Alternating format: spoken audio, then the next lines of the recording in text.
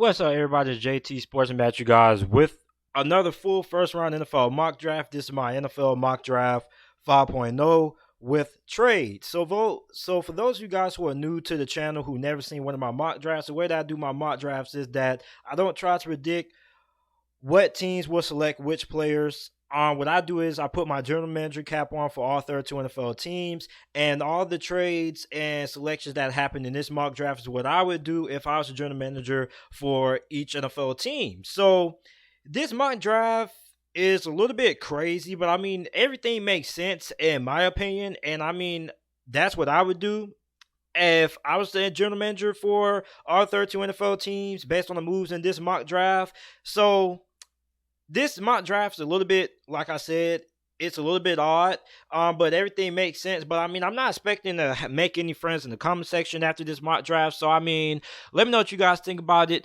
If you're new, make sure that you like the video, subscribe to the channel because I upload NFL videos and college football videos daily. And let's get into it. So the first two picks I have Joe Burrow going to the Cincinnati Bengals, and I have the Washington Redskins selecting Chase Young. Now, a lot of people have been saying that the Washington Redskins could select Tua Tagovailoa with the second overall pick, but in an interview that I had with somebody that's really familiar with the Washington Redskins front office and has spoken to several close friends of Ron Rivera, he said that it is a 99.9% chance that the Washington Redskins select Chase Young with the second overall pick. If you guys want to go ahead and see that interview, it'll be a card playing up above on the right-hand corner that you guys can go ahead and click on if you guys want to figure out about that interview.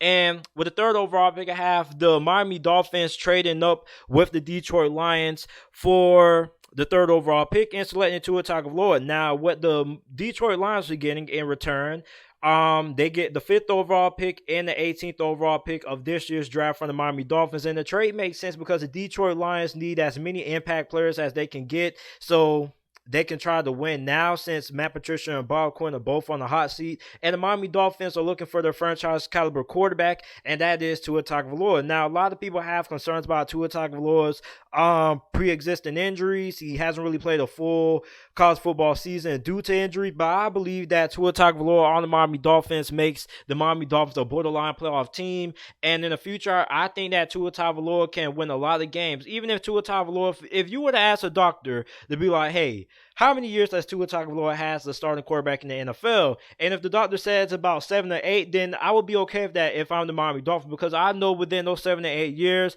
I'm going to have a quarterback that's capable of leading my team to the promised land. So if I'm the Miami Dolphins, I would say bump the injuries. I'm still taking Tua Tagovailoa. And I mean, the Miami Dolphins have a very solid team. They have a good group of wide receivers around them. You got Jordan Howard at the halfback position. You have a very improved offensive line as well. And you also have a very good coaching staff with Brian Flores as the head coach. So I think Miami is the perfect landing spot for Tua Tagovailoa.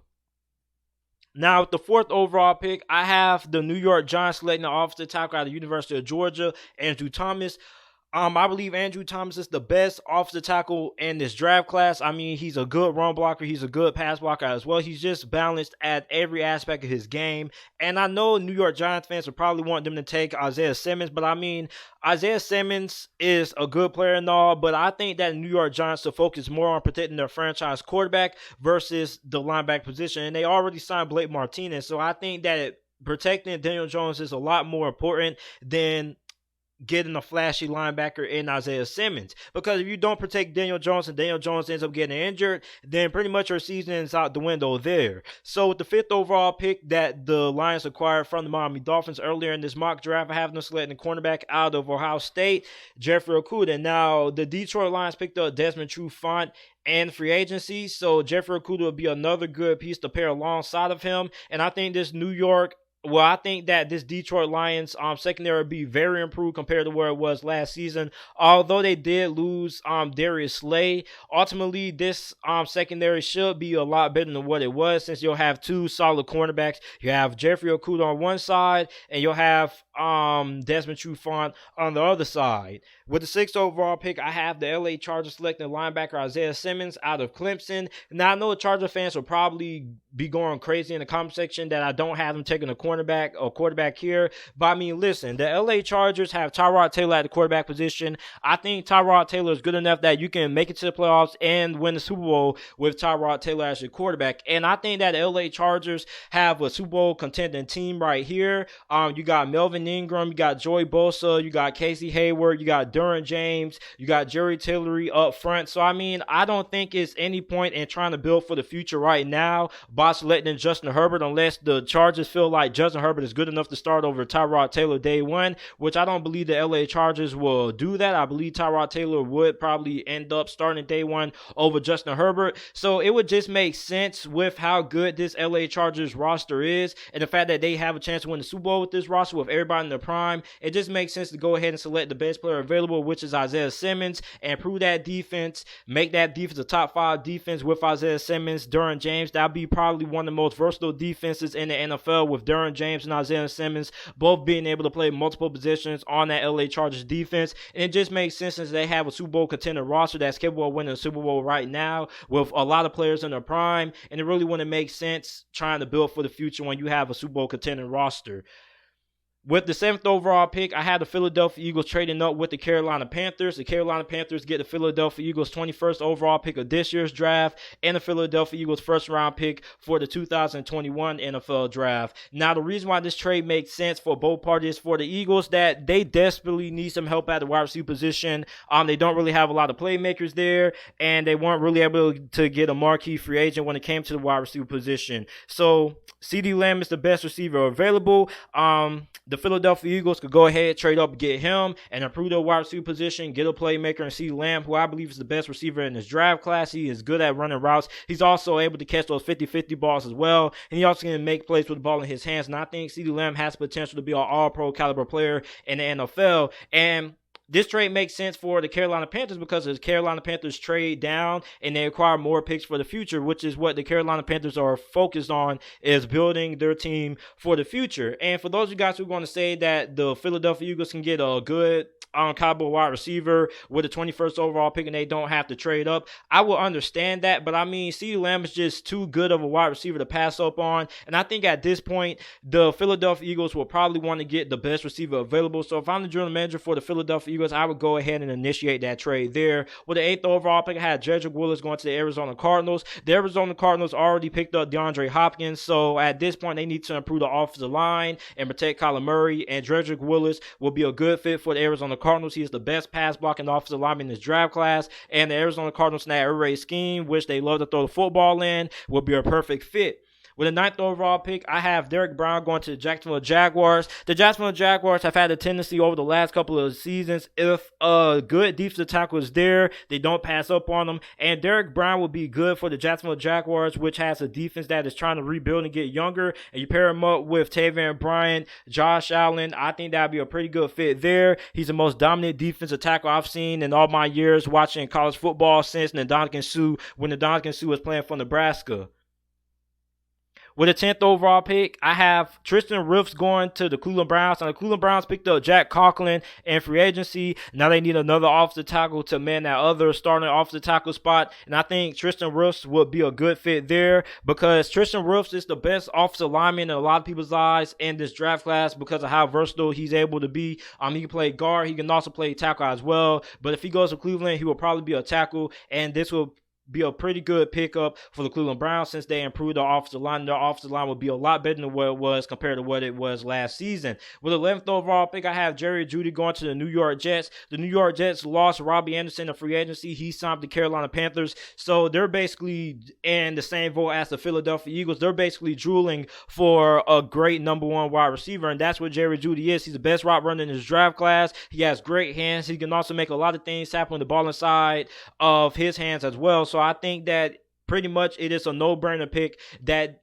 the New York Jets will select Jerry Jeudy at this point in the draft if he's available. With the 12th overall pick, I have Henry Ruggs going to the Oakland Raiders. Now, I know the Oakland Raiders will probably love to get a wide receiver like a CeeDee Lamb or a Jerry Jeudy, but I don't think neither one of those guys are going to be available, and neither one of those guys are available as of right now. So Henry Ruggs will be the next best option. Henry Ruggs is one of the fastest wide receivers in all of this draft class, one of the fastest players, excuse me. So I think John Gruden and Mike Mayock would love to have a guy like Henry Ruggs, and they could pretty much, with how good of a play caller that John Gruden is, he could probably find a lot of innovative ways to get Henry Ruggs involved in the offense, probably a lot of bubble screens, probably some jet sweeps. He also gives Derek Carr a nice downfield vertical threat to throw to as well, and Henry Ruggs, the third, pair him along with Tyrell Williams, who had a really nice season, also Darren Waller and Jacobs. I think that'd be a pretty good offense that the Oakland Raiders will have down there in Las Vegas. With the 13th overall pick, I have the San Francisco 49ers taking wide receiver Laviska Shenault. Now, they could take a cornerback here, but I think the 49ers will probably be looking to replace Emmanuel Sanders, since I think that Emmanuel Sanders was a big part on the reason why the 49ers made that Super Bowl run, because during his time with the 49ers, he was the 49ers' best receiver other than George Kittle. So I think Laviska Shenault fits the build of what Shanahan likes out of his wide receivers. He has a running back built. He's basically a running back playing wide receiver, which means he's very good in yards after catch. He can make a lot of defenders miss. And when he gets the ball inside his hands in the open field, I mean, I don't see a lot of cornerbacks and safeties having an easy time breaking him down. So I think he'll be a pretty good fit with the 49ers, which they got this pick from the Indianapolis Colts when they traded DeForest Buckner. With the 14th overall pick, I have Mekhi Becton going to the Tampa Bay Buccaneers. It shouldn't be too many angry Tampa Bay fans down in the comment section about this pick. You need an offensive tackle. Tom Brady is there. You got the greatest quarterback of all time. Okay, cool, but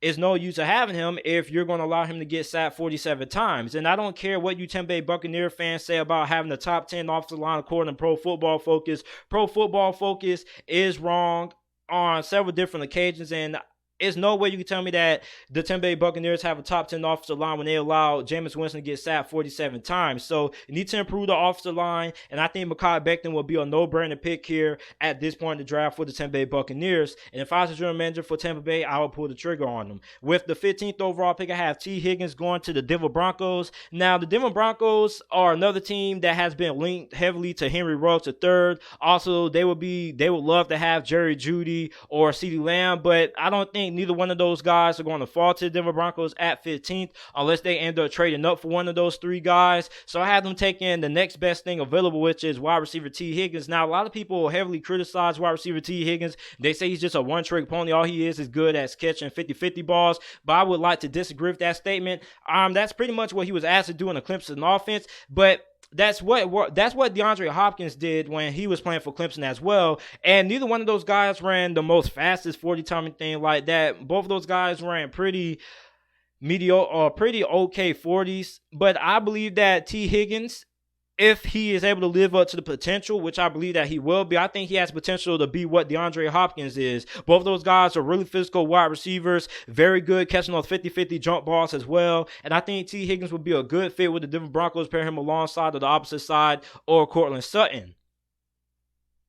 I have the Atlanta Falcons going with cornerback C.J. Henderson out of the University of Florida. Now, the Atlanta Falcons need an edge rusher, but I think C.J. Henderson is a bigger need simply for the fact that Desmond Trufant left for the Lions of free agency, and they desperately need a number one cornerback right now. I don't think Isaiah Oliver is a good number one. I think he will be better off as a number two cornerback. I have Grant Delpit going to the Dallas Cowboys at 17. The Dallas Cowboys could go cornerback, but they also need safety as well. And with Grant Delpit being the best safety in this draft and him being available at this point of the draft, I think the Dallas Cowboys should go ahead and draft him, the 17th overall pick. With the 18th overall pick, I have offensive tackle from the Houston Cougars, offensive tackle Josh Jones going to Detroit at 18th.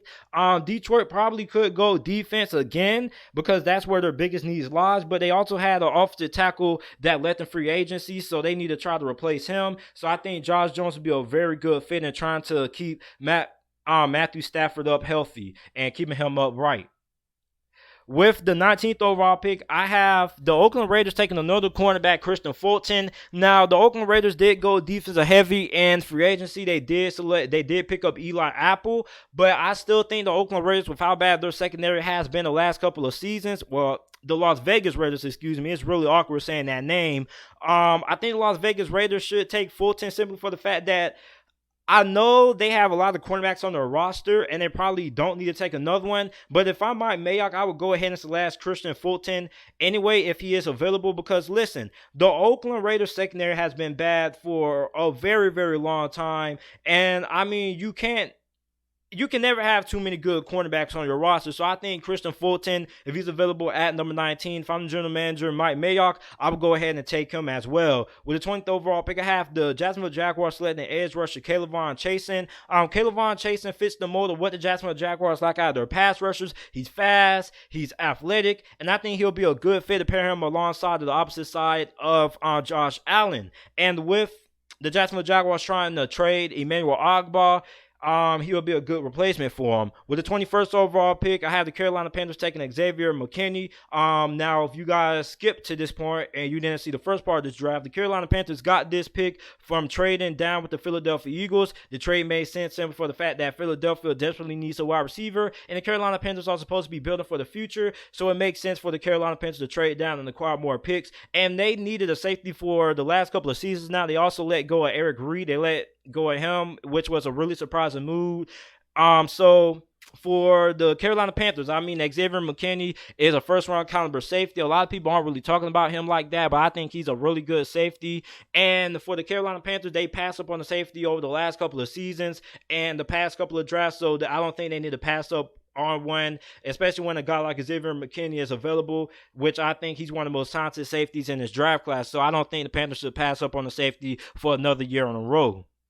With the 22nd overall pick, I have the Minnesota Vikings selecting the cornerback Jeff Gladney. Now, Jeff Gladney is one of the most underrated players in this draft class. I think he is a really good cornerback. And for the Minnesota Vikings, they got this pick when they traded away Stephon Diggs to the Buffalo Bills. We don't even know who is going to be their starting two cornerbacks when the 2020 season kicks off. So, I mean, I think Jeff Gladney will fit a need that pretty much makes sense.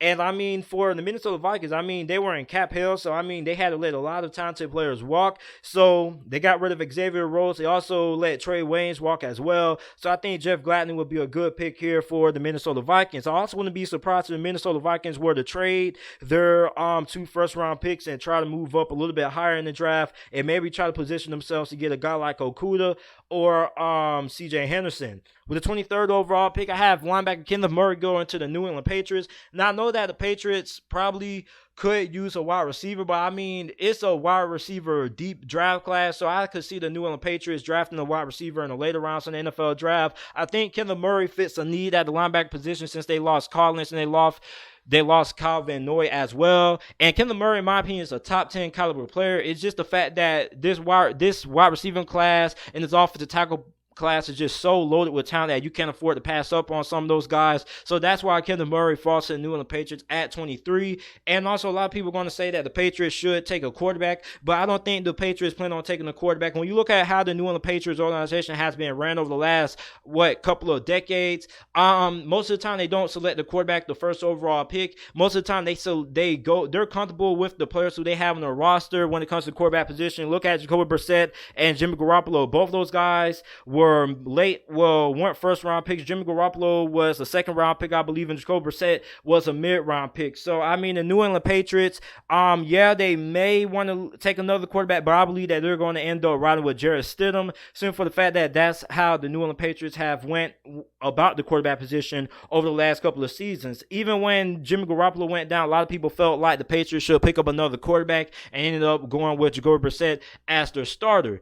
With the 24th overall pick, I have the Saints taking quarterback Justin Herbert. Now, they could go wide receiver here, but I mean, they already picked up Emmanuel Sanders in free agency, so at this point, they should go ahead and pick up Justin Herbert and get their quarterback of the future. Now, a lot of people are going to say they already had Mason Hill. Mason Hill is 30 years old. When Drew Brees retires, Mason Hill is either going to be 31 or 32 years old. So, I mean, he'll be too old to be a franchise caliber quarterback. So, I think that Justin Herbert would be a good pickup for the New Orleans Saints. He can learn from Drew Brees for a couple of seasons, and Justin Herbert is already ready to start week 1. So, something, God forbid, does happen to Drew Brees, I think Justin Herbert would be more than capable of stepping in and having a pretty good contribution for the New Orleans Saints. And also, if he doesn't start and nothing happens to Drew Brees, I mean, it's good for him to get the added learning experience, because all Justin Herbert Herbert's going to do is get a lot better, because I think that Justin Herbert is capable of starting week 1 for an NFL organization. So him going to the Saints and learning for a year or two behind Drew Brees on Sean Payton's staff will be a really good